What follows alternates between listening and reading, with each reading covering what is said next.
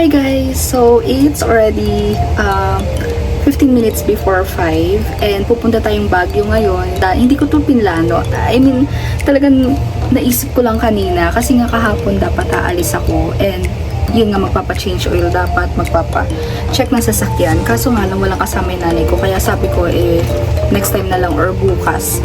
Yun.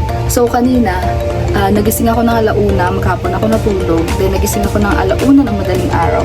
Kanina yun. So naisip ko na wala akong ginagawa kaya sabi ko why not pumunta tayo ng Baguio for a day. So isang buong araw lang akong nawawala. Then uuwi din ako mamayang gabi. Wala akong ibang dala guys, kundi ito lang. Bag and then my book. So yun lang guys, update ko kayo later. Excited na ako. Medyo nagmamadali ako ngayon kasi nga hinahabol ko yung biyahe na pinakamaaga. Kung ano oras yung sana yung pinakamaaga para maaga tayo makarating doon at sana masulit yun, di ba? Magpo-food trip lang tayo. Yun lang guys, update ko kayo later. Tara, samahan niyo ako.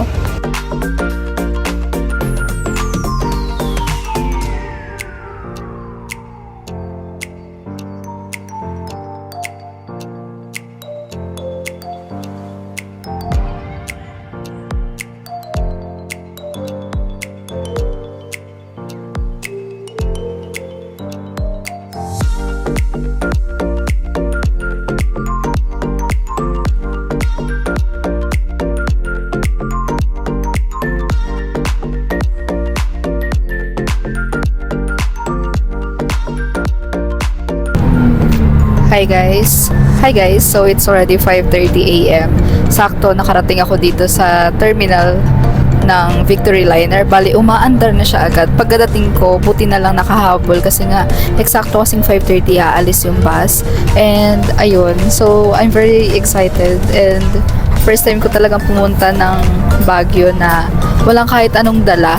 I mean wallet lang, tapos charger, headphone, and candy. Yun lang yung dala ko. Bali guys, hindi ko pa alam kung magkano yung presyo. Pero feeling ko nasa 600 plus lang. Kasi the last time na pumunta ako ng Baguio, nasa 600 plus lang yung binayaran ko. Kami yata ni Kams yun. So yun lang guys, excited ako kasi nga parang alam mo yun, yung minsan sa sobrang stress or ganun, parang gusto mo lang maglakad-lakad. Tapos, ayun, gusto ko talagang maglakad-lakad at umalis-alis. Tapos, kumain ng mga foods nila. Pero guys, itong ko dito, sobrang budget lang. Hindi ako kakain ng kung ano mang mahal. Sobrang lang, kasi wala tayong pera. Kailangan ko lang umalis. So, yun lang guys. Update ko kayo later.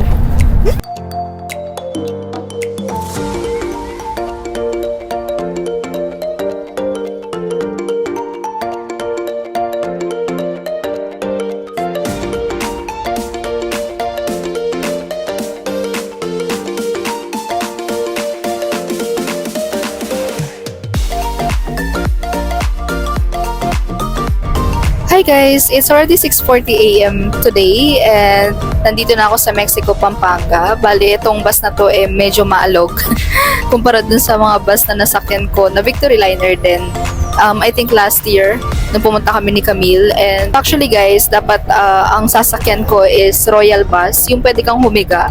Gusto ko lang talaga i-share kung ano yung experience doon. Pero siguro next time na lang yun. Ngayon kasi, ito lang yung available doon sa Baguio. At ito lang yung available dun sa Victory Liner at ito yung pinakamaaga. Bali, since one day lang tayong pupunta sa Baguio, kailangan medyo maaga tayo at siguro next time ko na lang talagang susubukan yung pwede kang humiga sa bus. So, yun lang naman guys. Bali, matutulog muna ako ngayon and mamaya ako na lang kayo i-update kasi para may lakas ako later. Kailangan ko mag-sleep kasi nga maaga-aga ako nagising kanina. So, yun lang naman. Ganda ng view. Woo! Excited na ako makarating guys kasi nagugutom na rin ako at gusto ko na kumain. Gusto ko na simulan ko. Yung kain lang na mura. Yung ganun. So, yun lang guys. Update ko kayo later. Bye!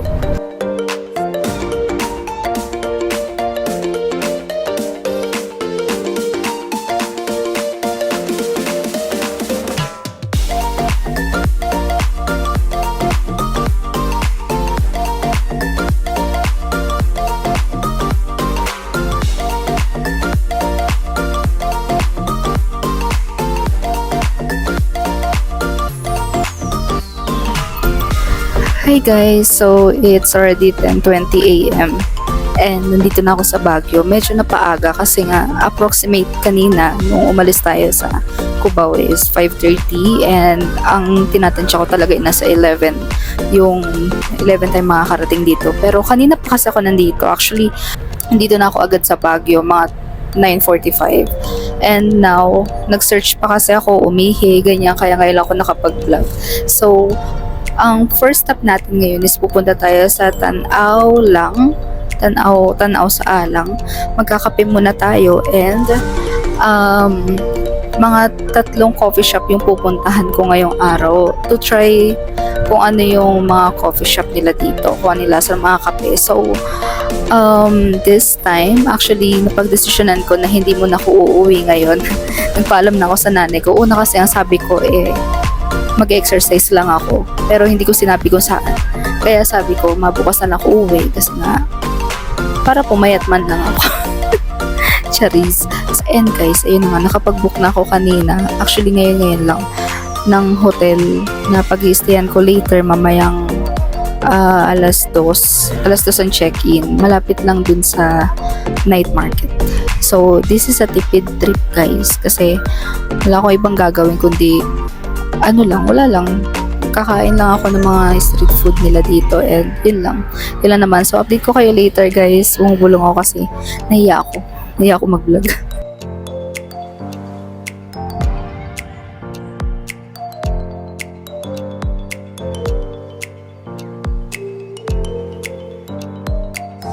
Guys, mabilisan lang kasi hindi ko alam na sobrang layo pala nito. As in 20 minutes away from the city. Tapos alam mo yun, walang dumadaan na taxi or jeep, ganyan. Sabi ko dun sa taxi driver kung pwede niyang hintayin niya na lang ako.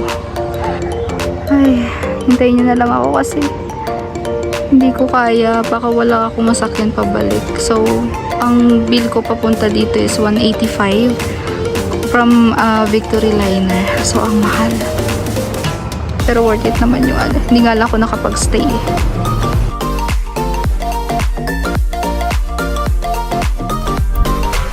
Hi guys. So, pabalik na ako dun sa city. Pupunta ako ng SM. Nakakaloka. Grabe, ang layo pala niya. Sobrang layo niya. Like, lagpas pa dito sa tunnel ng Marcos Highway. Marcos Highway to. Ganun. Lagpas pa. So, from Victory Liner, papunta din. Para akong pabalik pa uwi. Ganun yung feeling. Tapos, ang ganda ng view. Legit naman. Pero next time, kapag dala ko yung sasakyan, siguro, doon ako pupunta para ma-cherish ko naman yung ganda ng view doon. Tapos, syempre, yung kape. Ang sarap mag-stay doon, feeling ko. Kaso, ayokong mag-take ng risk kasi wala akong makukuhang sasakyan. Base sa observation ko, wala talaga siyang masyadong taxi, jeep, or basta ganun. Parang bihira magsakay. Ang hirap ma-hassle. So, yun lang guys. Ay, pero nakabili ako ng kape. Mamaya, inumin ko na siya.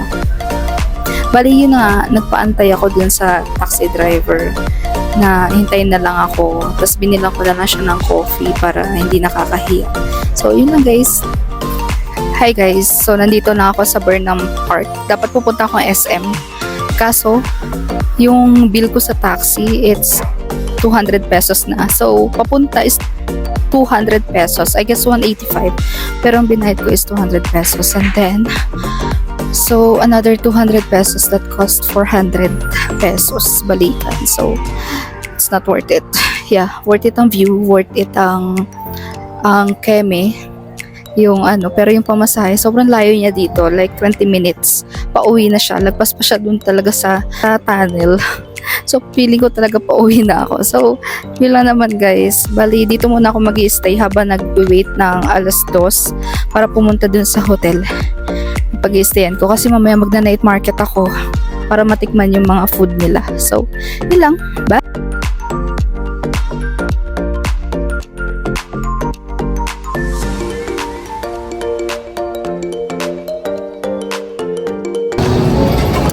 Hi guys.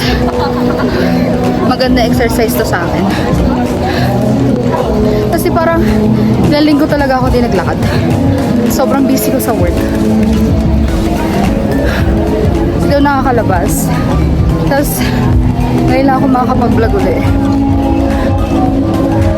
Hinahanap ko yung isang coffee shop named Lilikha. Parang Instagrammable yung place. So, nakapagkape na tayo isang beses. So, another coffee. Bali, 3 coffee shop yung ina-attempt ko na puntahan. Ayan. Yun lang. Hinihingal ako.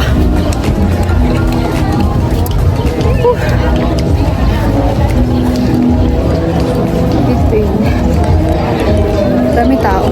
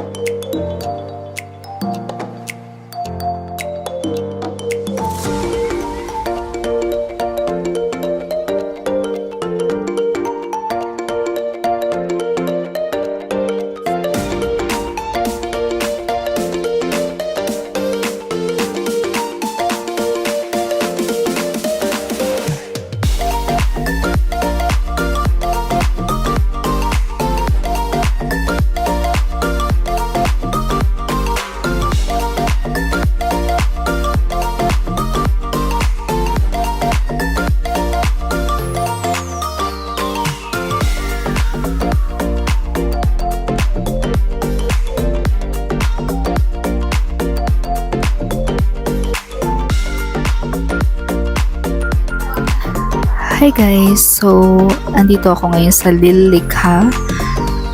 Malapit lang to dito sa Burnham Park. Like, hindi. Parang sa looban siya banday. Malapit lang to sa SM. So, dito ako para i-try tong kape nila. And, ayun na nga, kakakape ko lang, 'di ba? So, handa na ako magpalpitate hanggang mamaya at wag na matulog hanggang bukas. Kasi pangalawang kape ko na to. Kasi gusto ko i-try yung coffee nila. Kung ano bang lasa. Ganun. So, eto guys, this is Dalgona. 120 pesos. So, ang ganda ng location nila dito. Like, parang feeling ko made from scratch yung ginamit nilang materials dito. Parang lahat talaga parang gamit yung plastic, yung bote. Yun, yung mga ganun. Makaluma style, ganun. Ganda. Tapos yung mga nila upuan, gawa sa kahoy. Ganun. Maganda. So guys, ang dala ko lang talaga. Look, this is what I have. So, ang dala ko, wallet, charger, cord, and lipstick,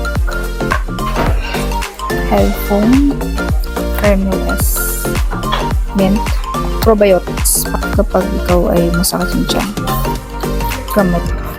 Yun lang. Tapos ito, yung mic. Yun, ito lang dala ko guys. Tapos ito pa pala, spare phone.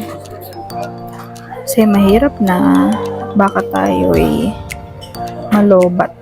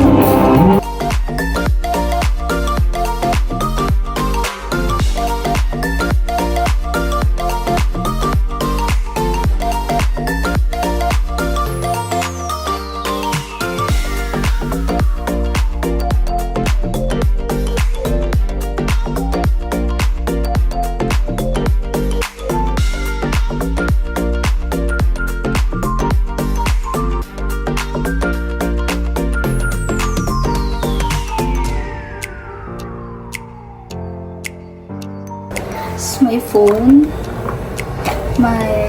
ayan, tapos meron tong breakfast libre. Ayan. So guys, bumili na ako ng mga gamit ko hanggang bukas. At sa mga sunod na alis ko na, yung parang ganun. Hindi lang siya magagamit hanggang bukas, of course. Sa Watson, bumili ako. So, ito, Aveeno. Yan. Kasi sobrang dry ng skin ko. Lalo dito, ayan, makikita nyo. Ayan, ang dry ng skin ko. Tapos, of course, cream silk. Naligo na ako kaya hindi ko kailangan ng shampoo. Cream silk lang. Tapos, toothbrush. Ito na pinakamura. 59 pesos. Tapos, bulak. Toner. Yeah, toner. Celotex. And deodorant. Serum. Colgate. And facial wash. So, gagamitin ko to even pagdating ko sa bahay. Kaya bumili na rin ako ng ganito. Kasi kapag wala silang sachet, so much better na dito na lang. So, yun lang naman. Ito lang yung nabili ko. Ito yung pinakakailangan ko. And actually, dapat hindi na ako bumili ng ano kasi meron na silang ganito. Meron ng sabon. This one is shampoo with conditioner. At ito, meron na pala siyang ano to? Toothbrush. Hindi ko in-expect. Though dapat in-expect ko na siya, pero hindi ko siya in-expect. So, may toothbrush na siya, may Colgate. Kung hanggang bukas lang naman, diba? So, diba, sabi ko nga kanina, hanggang ngayong araw lang ako. Pero, naisip ko, wala akong magagawa. 2:00 na. Diba? So, gagabihin ako, same lang, ganyan. Pagod-pagod. Kaya sabi ko, mag-check-in na lang ako. So, yun na naman, guys. Update ko kayo mamaya kasi ngayon magpapahinga muna ako, maghahakbat, maghihilamos, lahat gagawin ko. At matutulog kasi mamayang gabi lalabas ako for night market. Titikman ko yung mga foods nila and yun, ganun lang. Hindi naman ako mamimili. Like, kakain lang ako ng kung ano yung matipuan kong masarap. So, yun lang. Update ko kayo later. Nagpaalam na ako sa nanay ko, ha. Bye! Hi, guys. Ang ginaw. So, wala pa atang ano to? Night market. Nasa labas na ako. Wala akong jacket. Oh my. Bali, nakatulog na ako guys kanina and yun, kinausap ko yung nanay ko ganun after. Tapos ngayon, sa labas na ako. Ay.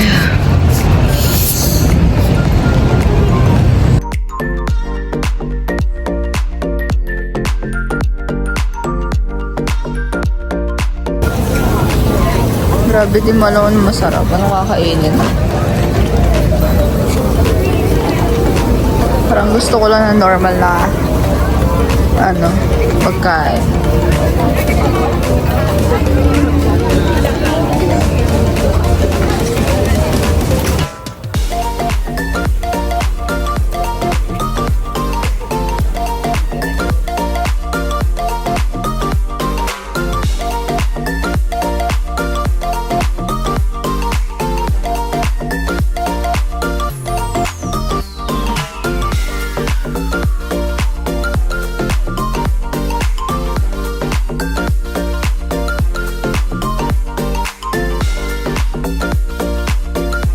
Hi guys, so it's already 5:20 AM here in Baguio and nagising ako ng maaga kasi namamahay ako. Kaninang 1:00, 2:00 ako nagising. I mean natulog. 1:00, 2:00 ako natulog. Galing akong night market. And ngayon, parang 3 hours lang yung tulog ko. Hindi ko alam kung dahil sa kape na ininom ko kahapon. Yung 2 kape na matapang na yun or namamahay lang ako, hindi ko sure. Pero, yun nga guys, bali, nag-decide ako na tatapusin ko lang dito. Kakain lang ako ng breakfast and then gugora na ako pa uwi. Ganyan, kasi inisip ko, may pasok na ako mamaya at pangalawa, baka kaya pa ako magpa-change oil kasi nga nakasked talaga si Reyna na ipa-change oil ko today. So, ang breakfast dito is 6:30 AM to 9:30. So, mga 6:30 pababa na ako. And itong hotel ko dito guys, nabil ko to for 2,000 pesos per night. Ganon. Bali, dito ako nag-stay kasi gusto ko malapit sa night market. Gusto ko yung hindi na ako magta-taxi, ganyan. So, okay naman siya. Bali, saktong tulugan lang. Hindi siya yung normal or usual na ini-stayan ko, yung place na alam mo yung marerelax ka. Dito sakto lang talaga. So, ang kagandahan lang is meron siyang breakfast. So, yun lang naman. Bali kagabi, galing ako night market. Wala siya masyadong stall, guys. Kasi wala masyadong turista, ganyan. Tapos, ang alam ko, mga hanggang alas 2 talaga sila bukas. Pero parang mga magwawan pa lang, nagsasara na yung night market. Siguro nga dahil wala masyadong turista. Feeling ko lang. So, wala akong masyadong nakain kagabi. Wala akong mahanap na masarap kasi yun nga, konti lang yung stall. And yun nga, nakain ko lang kagabi is singkamas. Ano pa ba? Inihaw, Japanese cake and fish cake. Yun lang. Hindi na ako nag-video kasi nga hindi ko rin alam kung saan ko ilalagay yung cellphone ko para mag-video. And wala na rin ako sa wisyo talaga mag-video. Sobrang hagod ko na kagabi. Tinry ko lang talaga yung night market nila kagabi. So, after ko mag-night market, bumili lang ako ng water dun sa 7-Eleven. And then, yun, gora na ako dito. And yun na. Wala na ako ibang ginawa. Kaya, parang 3 hours lang. Ganun. Kaya sabi ko mas okay na uwi na lang ako. Baka sakaling makatulog pa ako sa bahay mamaya. At baka sakaling magawa ko pa yung mga dapat kong gawin. And, ayun, since tapos na yung Sunday natin, tapos na yung weekends, ganyan, it's time to go back to Manila. Kasi marami na tayong kailangan gawin, marami na tayong mga pending na kailangan tapusin. Yun, so, yun lang naman guys. Bali, i-end ko na tong video kasi kailangan ko na i-end. So guys, thank you so much for watching and baka ipakita ko pa kung ano yung breakfast ng Paladin Hotel later. Isisingit ko lang dito sa video. So, thank you so much for watching guys and stay safe and siguro ang next kita natin is sa Taiwan vlog ko. So, that would be next month, April. So, it's my birth month guys. So, ang gusto ko kasi parang gusto ko na i-push na every birthday ko is isa-celebrate ko siya sa ibang bansa. So, yun na naman yun. Kasi the last year, nag-celebrate din ako ng birthday ko with my sisters. And ngayon, hindi kasama yung sister kong isa. So, ang kasama ko ngayon is yung nanay ko. So, ayun. Excited ako for that vlog kasi 2 weeks ako mag-i-stay doon. 2 weeks kaming mag-i-stay doon. So, yun lang guys. Again, thank you so much for watching and see you in my next vlog. Stay safe and bye!